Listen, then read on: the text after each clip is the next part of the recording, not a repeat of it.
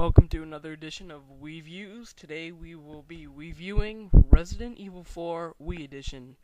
The game was first on the GameCube and then later ported to the PlayStation 2 and PC. What you're seeing right now is one of the first scenes in the game. Happens about 10 minutes maybe into the game. Let's start off with, Capcom is the creator, and let's get on to the plot. You start out in the game as Leon S. Kennedy. Some of you remember him from Resident Evil 2, if you've played that, if you've been a big fan of the series. The game starts with a video compilation of Resident Evil 1 through 3, and it talks about, Umbrella's downfall. After all this, you find yourself in a car in some part of rural Spain. Your mission? Simple, find the president's daughter, who for some reason was spotted in Spain. Yeah, it seems a little awkward at least, but you have a reason to be there. You are immediately thrown into the game. Within minutes, you will find yourself shooting slugs into zombie-like villagers. Yeah, zombie-like because they're not truly zombies. The villagers have all been infected with La Plaga, the plague in Spanish. It's a parasite that takes control of their brain. Yeah, very similar to a zombie, but their intelligence is quite higher. I mean, literally, these guys will make plans to kill you. One time, I myself was concentrating on shooting what was in front of me. Bad mistake. One of the villagers managed to slip behind the building I was taking cover at, and when I was shooting, I saw a pitchfork jet out of my stomach. Talk about getting raped. When you do find the president's daughter, she can sometimes be a bother, even ending up getting you killed, but believe it, you'll need her in the long run because she helps you with some puzzles. Overall, the plot is good and has great depth to it, and I loved every second of the game. Characters, you can play as all the characters from the PS2 port. That includes Leon S. Kennedy, Ada Wong, Jack Crosser, Albert Wesker, Ashley Graham, Hunk, etc.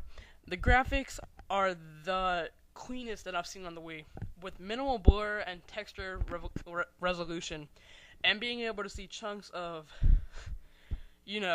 whatever it is fly out of a headshot. It's sweet, though they are nowhere near PS3 or 360 graphics, and to say the least, these are GameCube graphics. Gameplay, let's talk about that. Big changes in this part. Now, if you bought Red Steel and you're used to aiming and changing a view with the Wiimote, that isn't the case in RE4. To shoot, you hold down the B button, and to move the Wiimote in aim, there's pinpoint accurate cursor that gives you the Wiimote a rumble when you go over a target. That makes it extremely easy. The only problem to compensate with that is there's more zombies on the screen, so you're gonna die anyway. But that can be fun. Knifing. I have to talk about the knifing. From now on, before in the GameCube version, you have to hold down a couple of buttons and move the C stick or whatever.